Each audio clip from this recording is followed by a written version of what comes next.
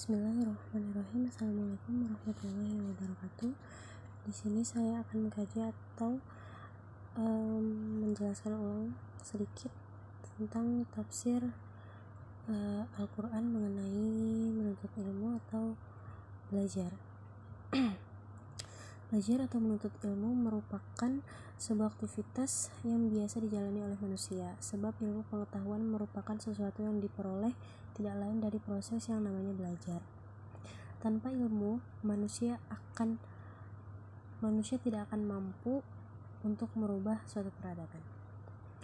Bahkan dirinya pun tidak bisa menjadi lebih baik. Secara sederhana, belajar berarti berusaha mengetahui sesuatu, berusaha memperoleh ilmu, pengetahuan, pandaian, dan keterampilan. Al-Quran merupakan puncak dan penutup wahyu Allah yang diperuntukkan bagi manusia yang mengimaninya adalah bagian dari rukun iman. Disampaikan kepada Nabi SAW melalui perantara malaikat Jibril alaihissalam, dan wahyu pertama yang diterima oleh Rasulullah SAW adalah surat Al-Alaq ayat 1-5. Kewajiban menuntut ilmu telah diterangkan dalam Al-Quran dan hadis. Belajar merupakan sebuah kewajiban bagi manusia karena dengan belajar manusia bisa meningkatkan kemampuan dirinya. Dengan belajar manusia juga dapat mengetahui hal-hal sebelumnya yang ia tidak ketahui.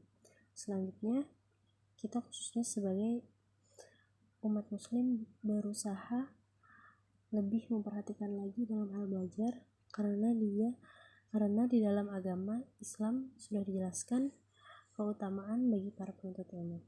Tafsir surah Al-Alaq ayat 1-5. A'udzu billahi minasyaitonir rajim. Bismillahirrahmanirrahim. Iqra bismi rabbikal ladzi khalaq. Khalaqal insana min 'alaq. Iqra wa rabbukal akram. Alladzi 'allama bil qalam. 'Allamal insana ma lam ya'lam.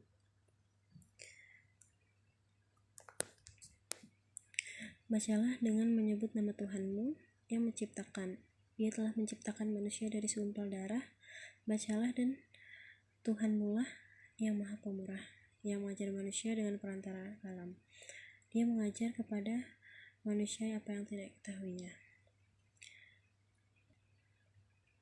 Dari tafsir Al-Maragi surah Al-Alaq ayat 1-5, jadilah engkau orang yang membaca berkat kekuasaan dan kehendak Allah yang telah menciptakanmu.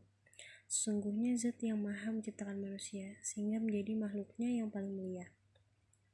Perintah ini diulang-ulang sebab membaca tidak akan bisa meresap ke dalam jiwa, melainkan setelah diulang-ulang dan dibiasakan. Yang menjadi pena sebagai sarana berkomunikasi antar sesama manusia sekalipun letaknya saling berjauhan. Dan ia tak ubahnya lisan yang bicara. Kalam atau pena adalah benda mati yang tidak bisa memberi pengertian. Oleh karena itu, Zat menciptakan benda mati bisa menjadi alat komunikasi. Sesungguhnya tidak ada kesulitan baginya menjadikan dirimu Muhammad bisa membaca dan memberi penjelasan serta pengajaran. Yang kedua yaitu surah Muhammad ayat 24. Bismillahirrahmanirrahim. Afala yatadabbarunal Qur'ana am 'ala qulubin aqfaluha. Yang artinya, tidakkah mereka merenungkan Al-Quran ataukah hati mereka sudah terkunci? Yakni apakah mereka yang berpaling itu tidak mentadaburi Al-Quran dan memperhatikannya dengan sebaik-baiknya, dimana jika mereka memperhatikannya sebaik-baiknya tentu ia akan menunjukkan mereka kepada semua kebaikan dan menjauhkan mereka dari keburukan serta memenuhi hati mereka dengan iman dan keyakinan. Dari tafsir Jalalain surat Muhammad ayat 24, maka apakah mereka tidak memperhatikan Al-Quran yang dapat membimbing mereka untuk mengetahui perkara yang tidak atau sebenarnya pada hati mereka terdapat kunci, karena itu mereka tidak dapat memahami kebenaran. Yang kedua dari Ibnu Katsir Surat Muhammad ayat 24. Bahkan pada hati mereka terdapat kunci yang menutupnya. Karena itu, hati mereka terkunci mati, tiada satupun yang dapat menghidupkannya, dapat masuk ke dalamnya. Ibnu Jarir mengatakan telah menceritakan kepada Bishr telah menceritakan kepada kami, Hamad Ibnu Yazid telah menceritakan kepada kami, Hisham Ibnu Urwah dari ayahnya yang mengatakan bahwa pada suatu hari Rasulullah SAW membaca firman-Nya, maka apakah mereka tidak memperhatikan Al-Quran ataukah hati mereka terkunci?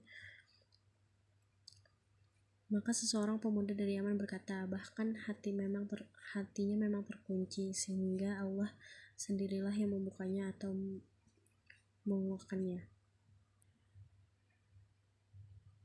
Kesimpulannya, kedudukan ilmu dalam Islam itu sangatlah tinggi, dimulai dengan membaca sebuah kitab suci sampai pada akhirnya ialah pembaca kehidupan dengan petunjuk Al-Quran sebagai kitab sucinya yang akan membimbing setiap muslim untuk menjadi seorang muslim sejati dengan intelektual Islami. Kedudukan seorang yang menuntut ilmu bahkan sama dengan seorang yang pergi berperang. Mereka dengan pena mencari wawasan keilmuannya,